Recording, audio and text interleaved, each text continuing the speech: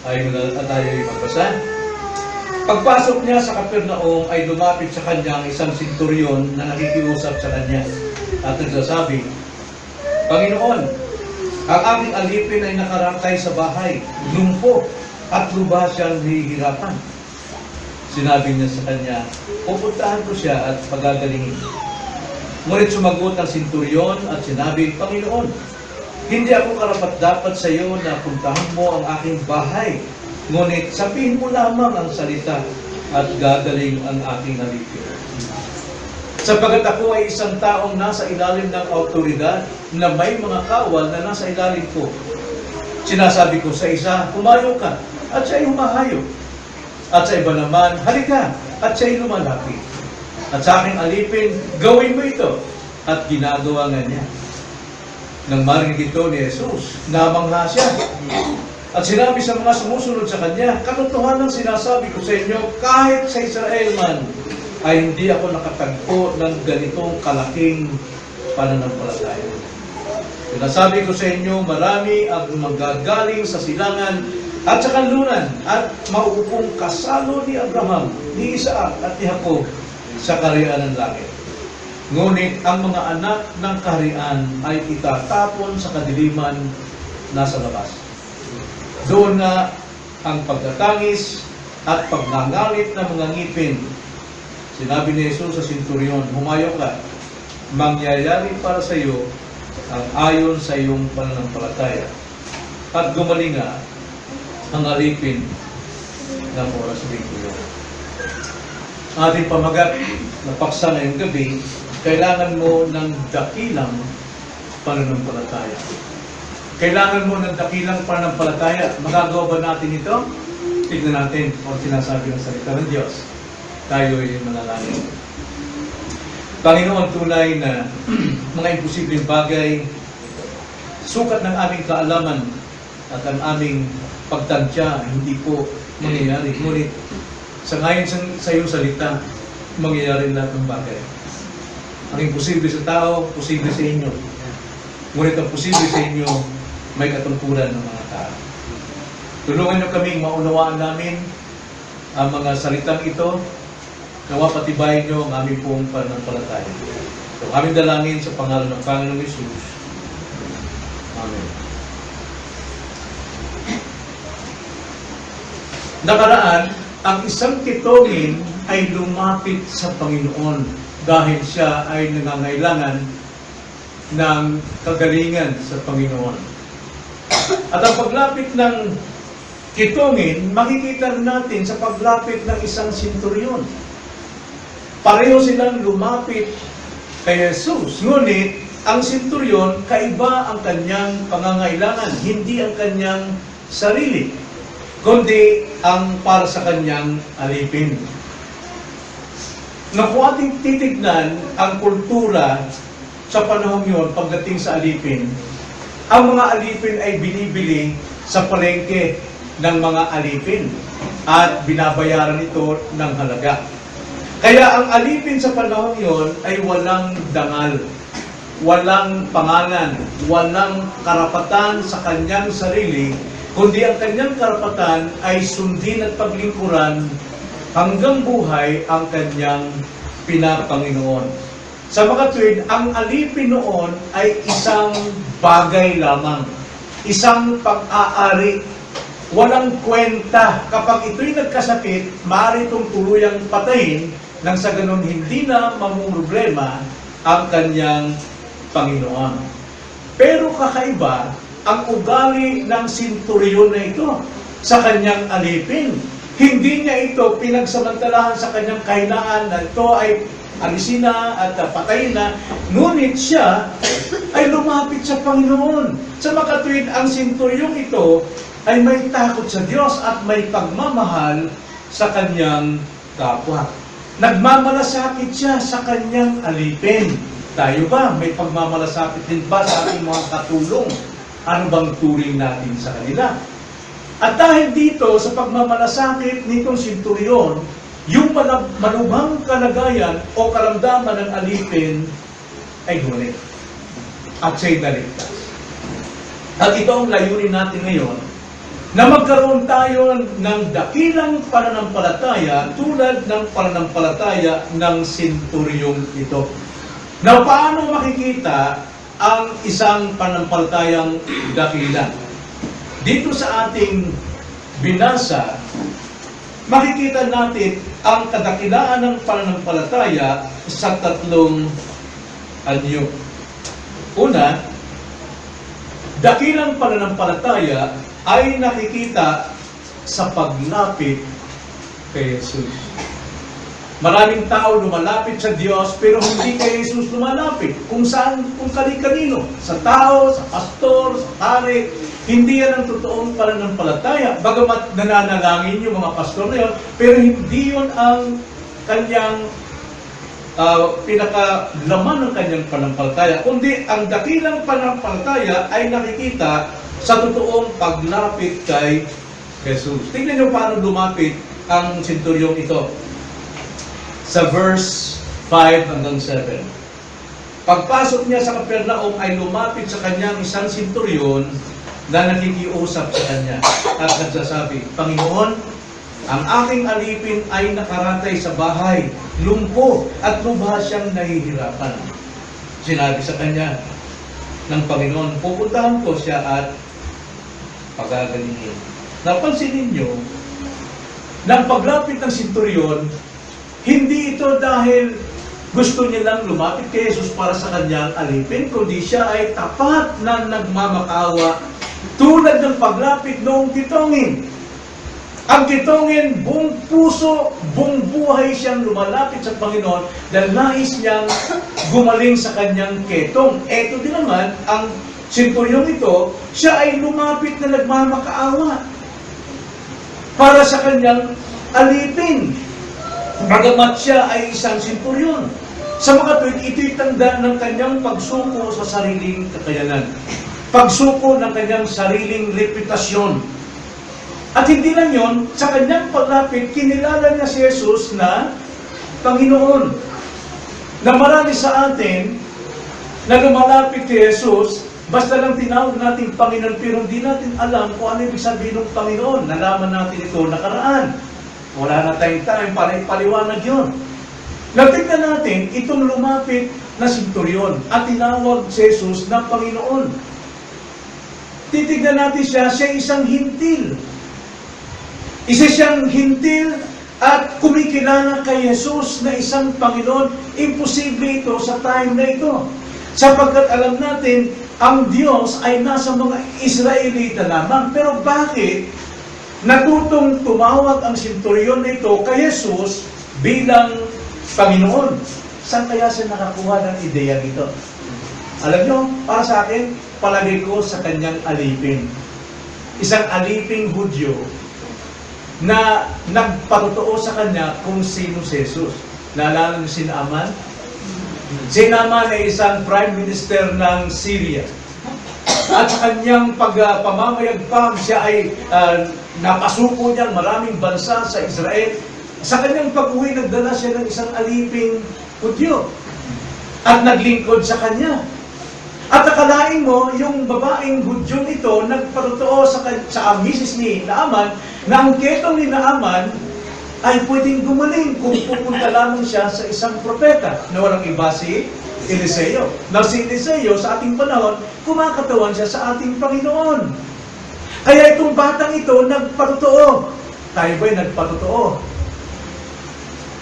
Itong batang ito ay nagpatotoo. Maging sa alipin ito, naniniwala ko, nagpatotoo siya na mayroong Jesus na kasagutan ng kanyang pangangailangan. Kaya itong si Naaman nagpaalam sa kanyang hari. Nang sabi niya, basbasan mo itong aking mga dala, aking mga regalo, pupunta ko ron sa propeta ng Israel upang ako'y gumaling sa aking ketong. At nagpunta nga siya roon. Magamat maraming pangyayari bago niya nakatagpo si Eliseo, pero ang sabi ni Eliseo sa kanya, lumubog ka sa ilog ng Jordan ng 7 beses. Now, ang Jordan ng ilog na yun, sa panahon yun ay puros tayo ng hayop. Sapagkat doon pinapaliguan, ang mga hayop, bakahan, tupa, lahat ng mga hayop na roon, marumi ang putik na ito, pero ang upos ng Panginoon, ang ni Eliseo sa kanya, lumubog ka ng 7 beses. Ayaw niya. Siyempre, pero mo isang general, Uy, lulubog doon sa puros dumi ng baka, tupa, ay magtatawanan lahat yung mga sundalo niya, batalyon ang sundalo niya. Pero may isang kawal sa nagsabi na, Panginoon, kung utusan kang pumatay ng 10,000 kawal, gagawin mo ba? Natural, ito lang lulubog sa ilog, hindi mo magagawa. It's a matter of pride lang. Anong ginawa ni Naaman? Lumubog siya sa ilog niya hanggang dito, sa kanyang baywang, at nakikita niya ng daming dumi, pero dahil gusto niyang sundin ang sinabi ni Eliseo, lumubog siya. Pag-awon niya, siguro, alam niyo na kung anong pakiramdam niya, talagang diring-diri siya. Tawanan yung mga sundalo niya. Pero ang sabi ni Eliseo, isa, meron pang 6. Ikalawa, pero hanggang sa siya'y sumusunod, habang sumusunod siya, hindi lang pabigat sa kanya ang dumi na nakapaligid sa kanya. Pampito, ang kanyang balat ay kuminis na parang sabor. At itong kasaysayang ito, marahil ang ibinahagi ng alipin ni Centurion na ito. Kaya ang Centurion, siya nagpunta hindi para sa kanyang sarili, kundi para sa kanyang alipin. Kinilala niyang Panginoon si Jesus. At ano nangyari? Tinanggap siya ni Jesus. Sino sabi sa verse 7? Anong tanda ng pagtanggap? Sinabi ng Panginoon, sinabi niya sa kanya, pupuntahan ko siya at pagagalingin. Tinanggap yung pakikiusap, pagsusumamo nitong Centurion, bagamat siya'y isang dakilang tao, hindi niya alintana yon, di ba rin siya'y maging kahiyan sa mga tao roon sa kapaligiran, pero hindi niya nagtala dahil nais niyang humingi ng tulong kay Jesus. Pinaawa sa kanya ang Panginoon.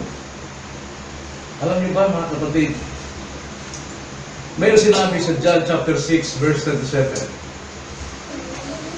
Ang sabi sa John chapter 6 verse 37.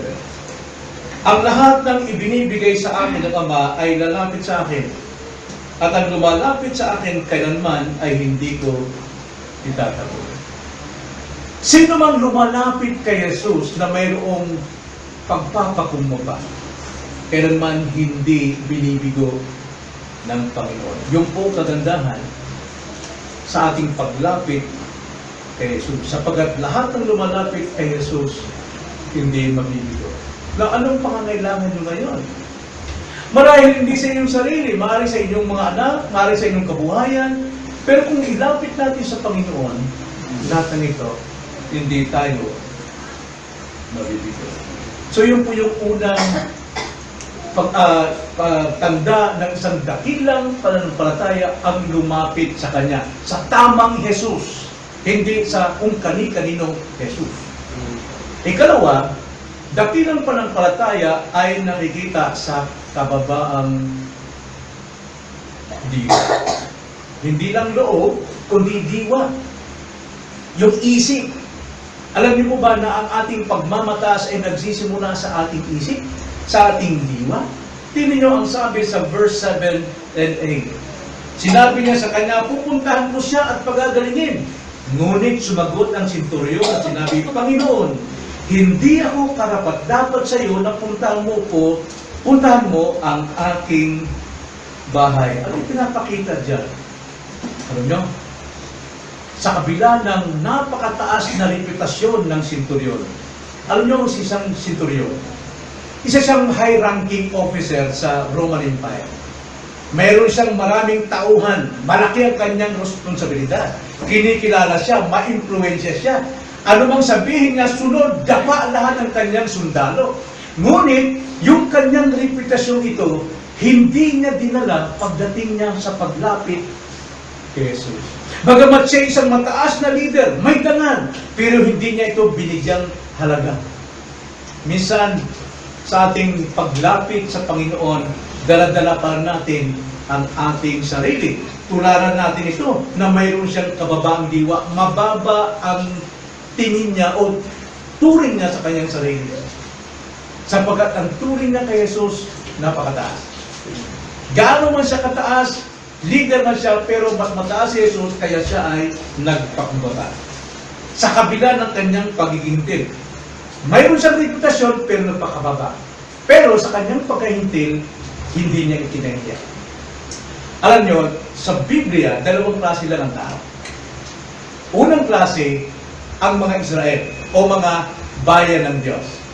At lahat ng bayan, lahat ng tao sa mundo, ang kung tawagin yan ay Gentil.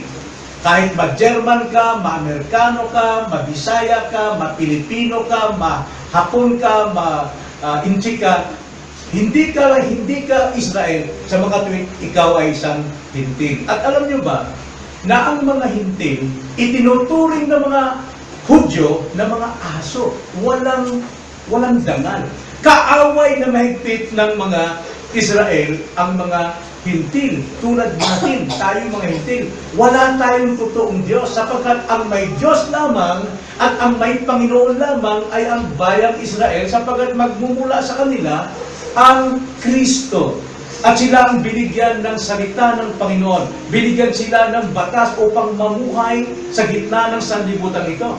Kaya ito ang sabi, kung babasahin natin sa isang pangyayari na may isang babaeng Gentil lumapit sa Panginoon upang kanyang idalangin ang kanyang anak na inaalihan ng demonyo. Pero sabi ng Panginoon sa kanya, sa Mateo 15, versikulo 25 to 28, ganito ang sabi. Ang sabi sa 25, ngunit lumapit siya at lumuhod sa kanya na nagsasabi, Panginoon, tulungan mo ako. Si Jesus ay sumagot at sinabi, hindi mabuti na kunin ang tinapay ng mga anak at itapon ito sa mga aso. Ginamit ng Panginoon yung paniniwala ng mga Hudyo na ang turing sa mga Gentil ay aso lamang. Pero nangatili itong babaeng ito. Ngunit siya ay nagsabi, O Panginoon, subalit maging ang mga aso ay kumakain ng mga mumo na nalalaglag mula sa hapag ng kanyang Panginoon. Yung babaeng yon, mayroon siyang pananampalataya na kahit tilamsik man lamang na mumo, ay pwede siyang maanggihan. Ito rin ang paniniwala ng senturyong ito. Isang dakilang tao, pero humihingi ng mumo. Tilamsik lamang ng biyaya. At ang sabi pa ni Pablo sa panahon ng Kristyanismo na kung sino ang mga Gentil, ganito ang sabi sa Ephesians chapter 2, verse 12. Tingnan nyo ang sabi. Na ng panahon yun, kayo, mga Gentil, ay walang Kristo. Wala tayong Jesus. Wala tayong Kristo. Hiwalay sa pagiging mamamayan ng Israel. At mga dayuhan sa mga tipan ng pangako. Walang pag-asa at walang Diyos sa sanlibutan. Subalit ngayon ay na kay Kristo Jesus, kayo noong una ay malayo ay inilapit sa pamamagitan ng dugo ni Kristo. Ano pong sabi sa mga Gentil? Hindi lamang aso ang turing, kundi ito'y walang pag-asa, walang Diyos, hiwalay sa pagpapala. Ganon tayo. Ganon tayo. At itong kalagayan ng senturyon ito. Pero, kinahabagan siya ng Panginoon. Bakit? Masyadong mababa ang kanyang diwa. Mababa ang turing niya sa kanyang sarili. Bagamat sila ang sumasakop sa Israel noon. Under sila sa pananakop at kapangyarihan ng Romano Imperyo. Pero itong senturyo ito ay nagpakababa kay Jesus. Bagamat kaya niyang utusan si Jesus at ang mga alagad nitong lumayas at gawin ang dapat gawin, pero ang senturyong ito nagpakababa. Alam nyo, kung mayroon tayong ganyang pananampalataya na handang magpasakop kay Jesus, handang magpakababa yung diwa natin, alam nyo, minsan hindi tayo matututo dahil masyadong mataas ang turing natin sa ating sarili. Kapag tayo ay tinuturuan, umiiral yung ating yabang, yung ating pagkataas ng ating isipan, diwa, mayabang tayo. Kaya hindi tayo lumalago dahil umiiral yung ating kayabangan. Pero itong senturyong ito, hindi siya nagmayabang, kundi ibinaba niya ang kanyang diwa. Kinabagan siya ng Panginoon. Ang sabi ng Panginoon sa kanya, sige, pupuntahan ko at pagagalingin sino ang kanyang alipin. Pero, ipinakita niya kanyang kababayan, hindi ako karapat-dapat puntahan sa aking bahay. Hindi. Alam niyo ba na yan ang ating Panginoon. Siya ay isang mahabagin. Yan ang Diyos.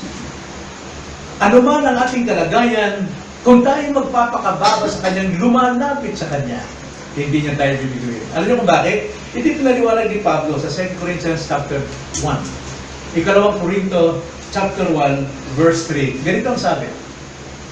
Purihin ang Diyos at Ama ng ating Panginoong Jesucristo, ang Ama ng mga kaawaan at Diyos ng lahat ng kaaliwan.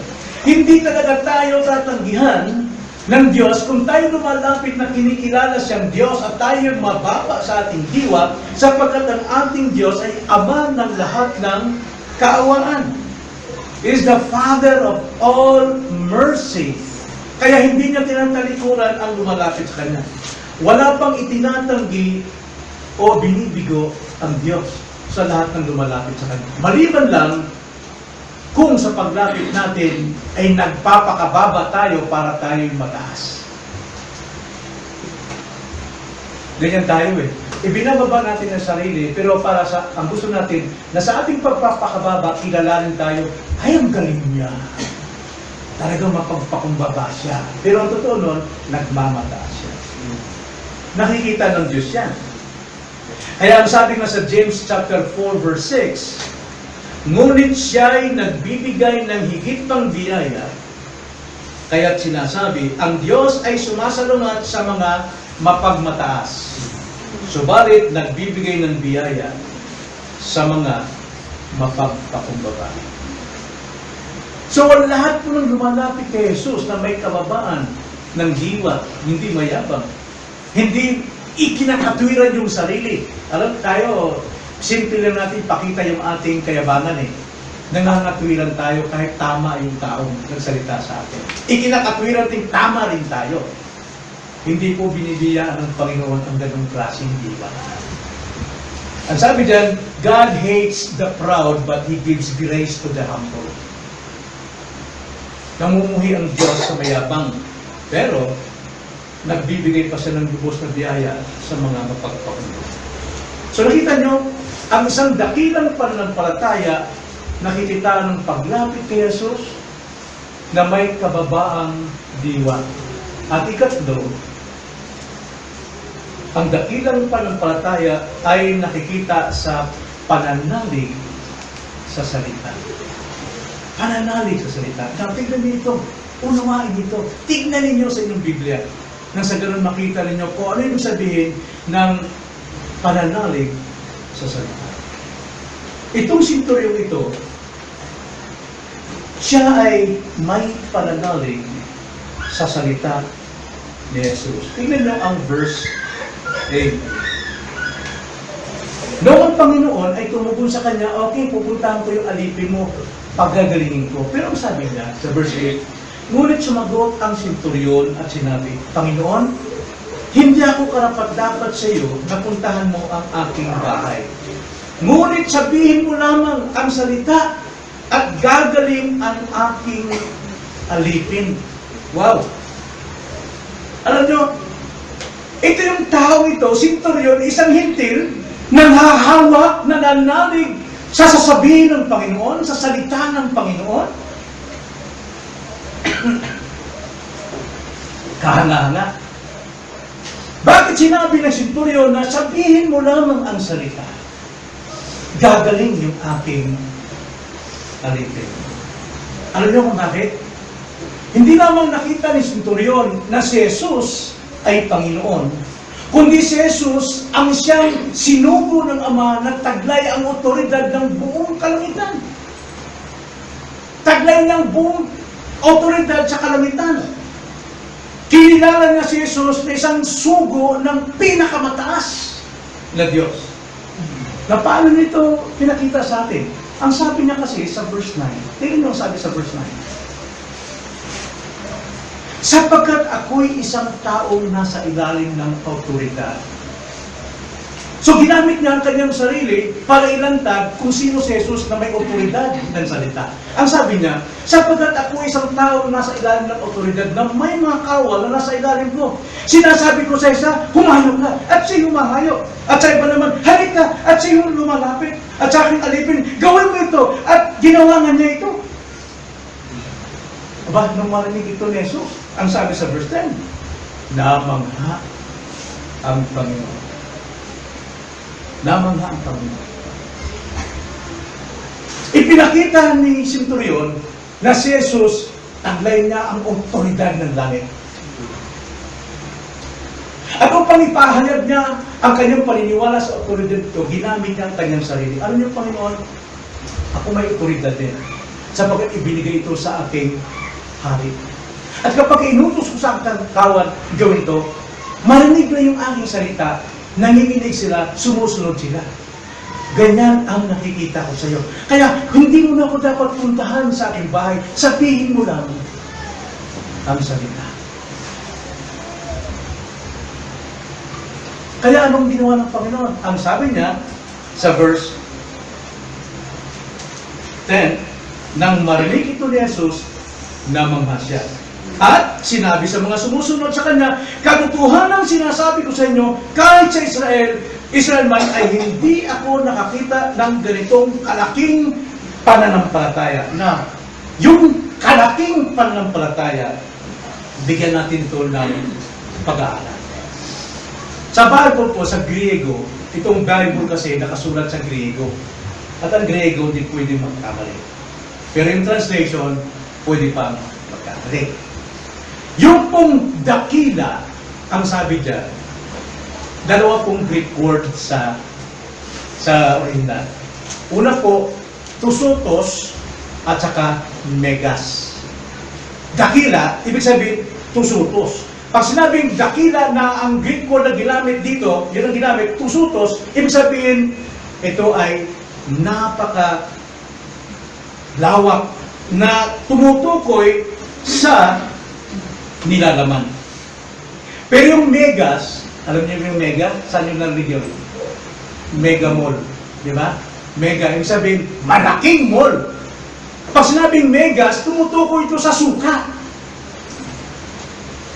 Pero ang Panginoon dito, yung kanyang paghanga sa pananampalataya ng Centurion, hindi tumutukoy sa suka, kundi sa nilalaman. Kaya ang nilalaman, yun ang nagpahanga sa Panginoon kay Centurion, sapagkat ang nilalaman ng pananampalataya ni Centurion ay sino? Ang Diyos. Ang Diyos. Pero yung mga sumusunod sa Kanya, mga taong sumusunod tulad ng pagsunod sa panahon ng mga kitongin, ang kanilang pananampalataya ay hindi ang Panginoon, kundi ang kanilang pangangailangan. Kaya great thing. Kaya ang ating pong pamagat ngayon, sikapin nating makamtan ang dakilang pananampalataya, hindi malaking pananampalataya. Sapagkat pagdating sa kaligtasan, hindi kailangan ng malaking pananampalataya para maligtas. Ang sabi ng Panginoon, magkaroon ka ng kasing laki ng buti ng mustasa, sapat kang iligtas, pati ang iyong pamilya. Bakit? Ang nilalaman ng pananampalataya niyon ay ang Diyos.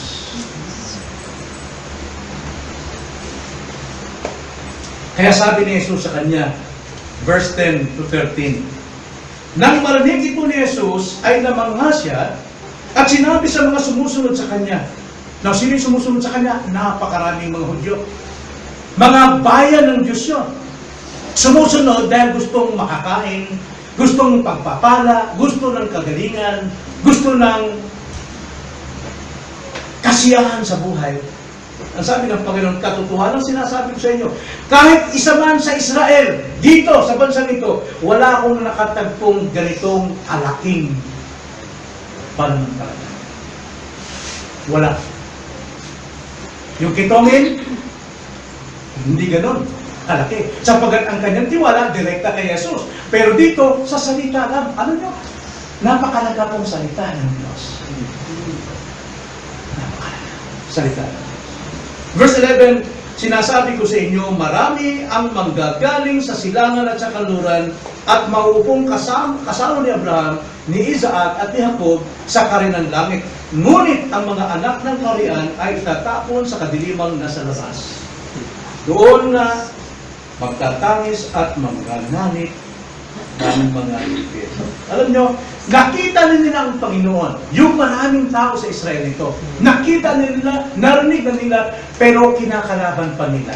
tinatanggihan pa nila. Maging sa ating panahon ngayon, napakaraming nangangaral ng salita ng Panginoon. Maraming nangangaral, maraming iniimbitahan na makinig ka ng pangangaral dito sa lugar na ito, sa church, pero tinatanggihan.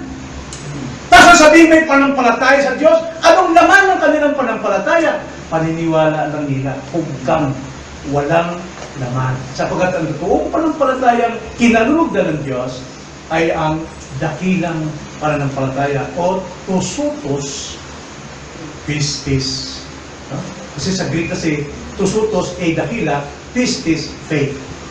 Tusutos, pistis, or great faith. Ngayon, ang sabi ng Panginoon, nagpropesya ang Panginoon dito.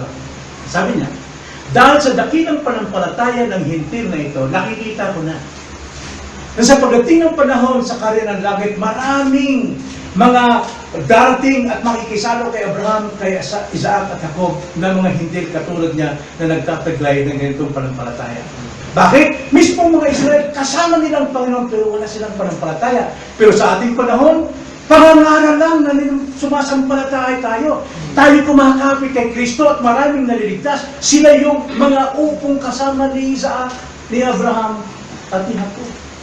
Pero ang mismong nasa karyaan ng Israel, itatapon sa labas at magngangalit ang kanilang mga nalilitas. Well, apply nito sa atin. Maaaring narito lang, narito kayo sampayan, pero hindi kayo sumasampalataya sa salita. Maaaring kayo itaboy din sa labas. Mas maigi pa yung mga kapitbahay na dumarating dito at nanampalataya. Tsakin natin ang ating pananampalataya. So paano po magkaroon ng dakilang pananampalataya? Lumalapit kay Jesus, mapagpakumbaba ang diwa, at nananalig sa salita. Nananalig sa salita. So ano pong leksyon? Unang-unang leksyon dito mga kaibigan, mga kapatid.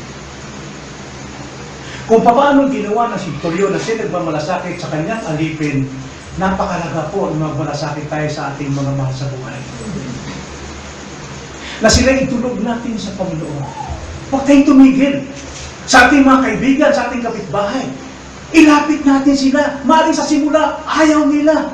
Offended sila, nagagalit sila. Pero huwag tayong sumuko. Tulad ng pagkisama, pakikiusap ng senturyon ito, hindi sa sumuko.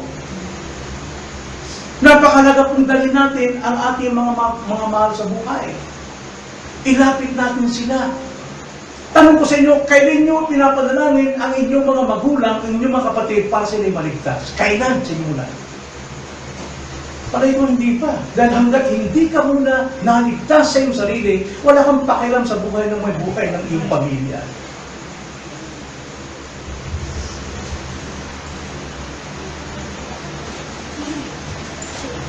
Alam nyo, idulog natin ang ating mga sa buhay. Hindi sa paraan ng pagtitirik ng kandila, pagpapamisa, pagsamba sa mga puon.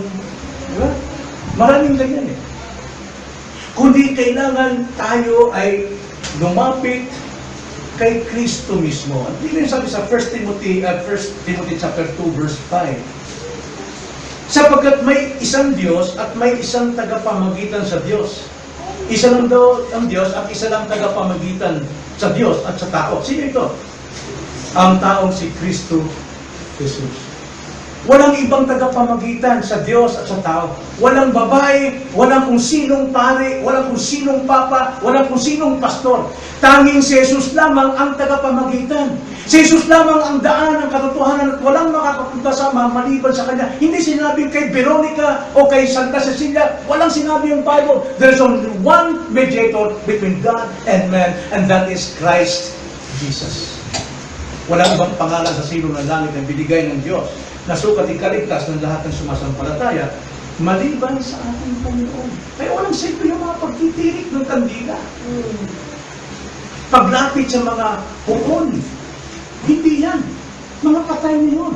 Pero si Kristo kailanman hindi mamamatay magpakilanman. Minsan siya namatay sa katawan, pero nabubuhay siya magpakilanman bilang Diyos. Bilang Diyos. Ikalawa, So, mahalaga po na ating idulog ang ating mga sa buhay. Pero bago mo maidulog ang iyong mga sa buhay, sarili mo muna idulog mo sa Panginoon. Alam mo kung ikay nasa kumunoy, alam mo yung kumunoy? Quicksand? Sa Bisaya? Yung Ha? Uyong-uyong? Okay. Sa amin, iba yun. Ano ba sa atin, Pen? Kumunoy, yung binog. Pag ikay nahulog sa binog, ikaw magulang, at nahulog ang anak mo, hindi mo pwedeng iligtas ang anak mo. Dahil pareho kayong nasa binog. Kailangan mo lang ikaw maligtas nang sa ganun maligtas mo ang anak mo. Paano mo idudulog sa Panginoon ang iyong anak dahil ikaw mismo pahulog? Unahin mo muna ang sarili mo. At ikalawa, tiyakin ninyo, napakalaga kung sino ang inyong nilalapitan. Sa panahon ito, yung panahon ng sunturon, marami pong mga nagpapanggap na mga apostol o mga propeta, mga bulaang propeta. Pero ang sinturyong ito, mismong lumapit kay Jesus. Bakit kay Jesus? Malay ko, yung kanyang katulong, nagpapaluto eh. Kasi nga, pagka malapit ng mamatay isang tao, yung huling pananalita niya, totoo yun. At itong sinturyong natuto siya. Hindi po sa mga espiritista. Alam kong may ilan niya na rito dumudulog sa mga espiritista. Nakikipag-usap sa mga patay.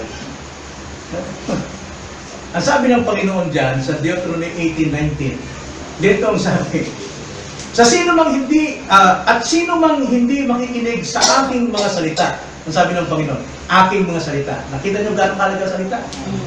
Na kanyang bibigasin sa aking pangalan ay pananagutin ko tungkol doon. Ngunit ang propetang magsasalita ng salitang may kapansanan, saan ba ako? Hindi ako. Mali yung aking.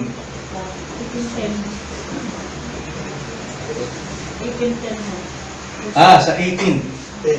Verse 10. Okay.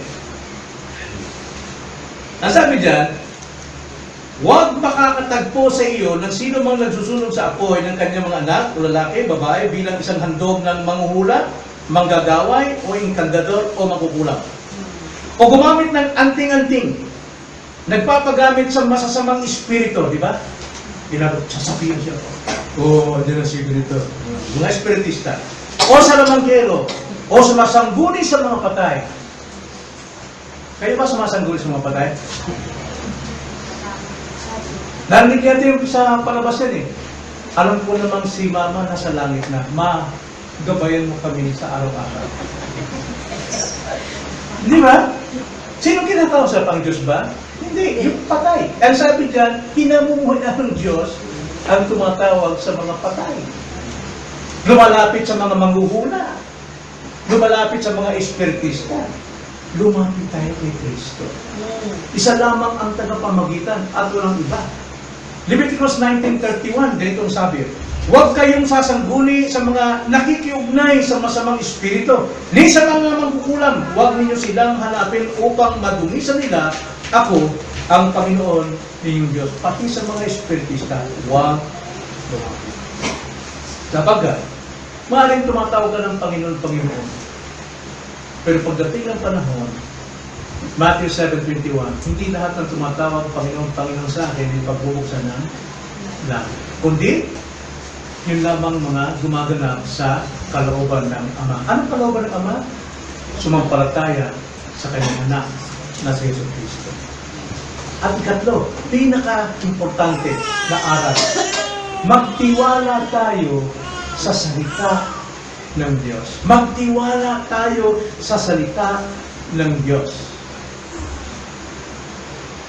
Alam niyo ba?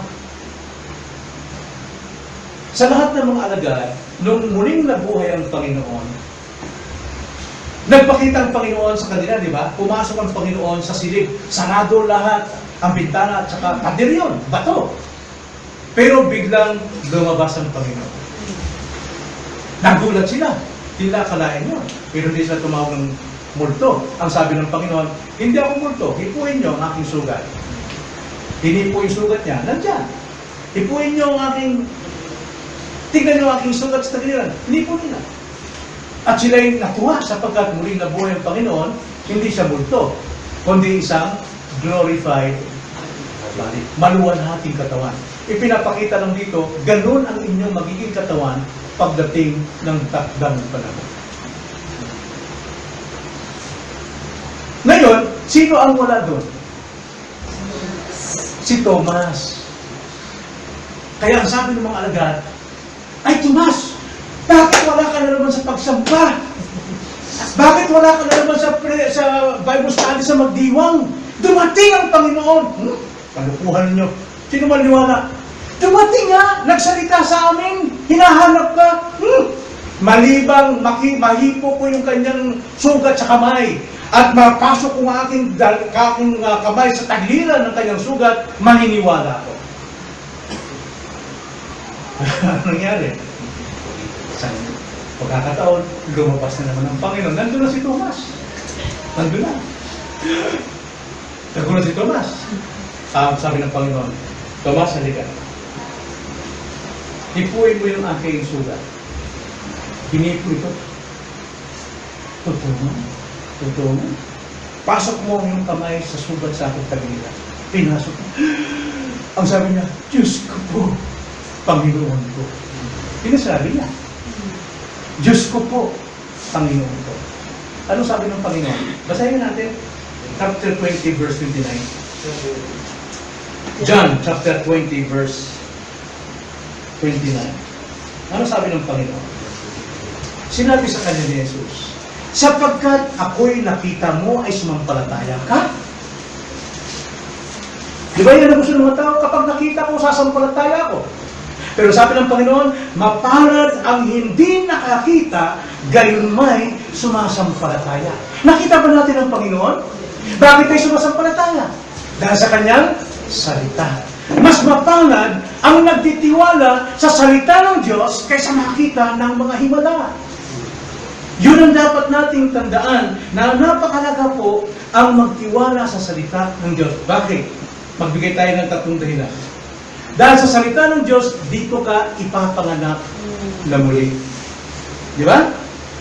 1 Peter chapter 1, verse 23, ipinanganak na kayong muli, hindi ng binhing nasisira, kundi ng walang kasiraan, sa pamamagitan ng buhay at nananatiling salita ng Diyos. Dito ka ipapanganak muli. Dito ka babaguhin. At kapag ikay nabago na, sa pamamagitan ng salita, darating ang ano? Anong darating? Sa pakikinig ng salita? Pananampalataya. Romans 10:17. Sa iyong pakikinig, dumating pananampalataya. Bakit? Sapagkat ikaw ay ipinanganak na muli. At kapag ikay nakarating ng pananampalataya, tiyak ikaw ay sasampalataya kay Jesus. At magsisisi ka sa iyong kasalanan. Tingnan nyo ang sabi sa John 1:12. Ang sabi sa John 1:12, subalit ang lahat ng tumanggap sa Kanya na sumasampalataya sa Kanyang pangalan ay Kanyang pinagkalooban sila ng karapatan na maging mga anak ng Diyos. Paano ang paraan? Sa pamamagitan ng pananalig sa salita ng Diyos, ang salita ng Diyos ang siyang nagpapanganak na muli sa atin at binibigyan tayo ng panampalataya upang tanggapin si Jesus at tayo bigyan din ng karapatan maging anak ng Diyos.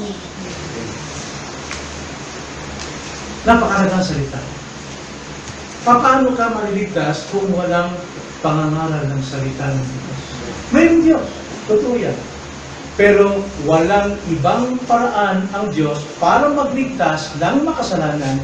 Ito'y sa pamagitan ng pangangaral ng kanyang salita na ating tinatanggap at sinasampalataya.